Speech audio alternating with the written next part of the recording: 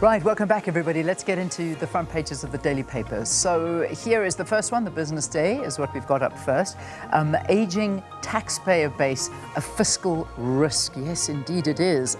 People aged 55 plus play a significant chunk with too few young workers joining the ranks. There's an interesting take on this tax base now.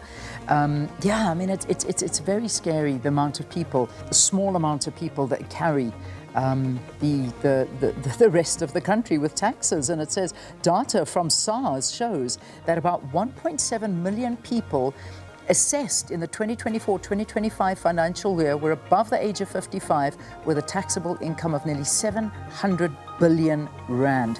And basically the narrowing tax base is just 7.7 million people assessed for tax review. So that's who's carrying the population at the moment, over 60 million people.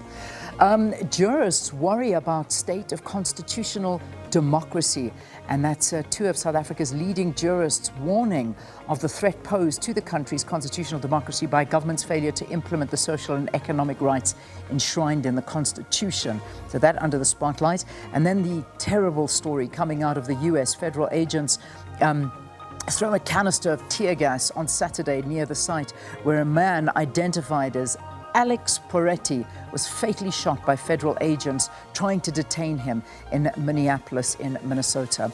China drives bulk of South Africa's import tax with 105 billion rand haul, and ICASA orders mobile data bundle rollovers.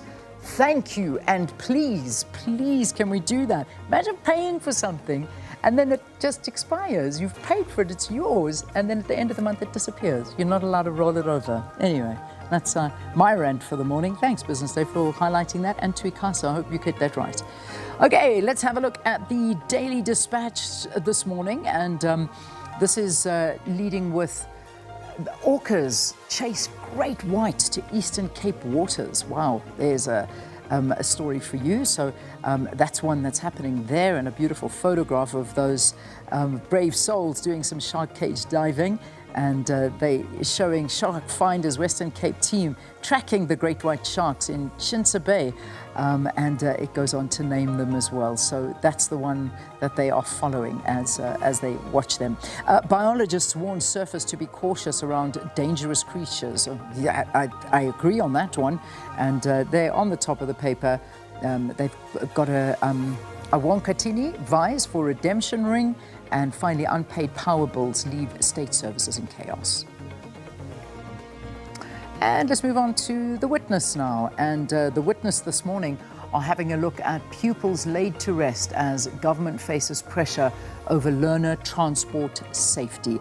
And this devastating story over the weekend, and we saw the burial taking place after those learners died in that horrific accident. So it was the Memorial Friday and then the different services over the weekend. The other story that they're looking at, ANC mayors who underperform should be removed.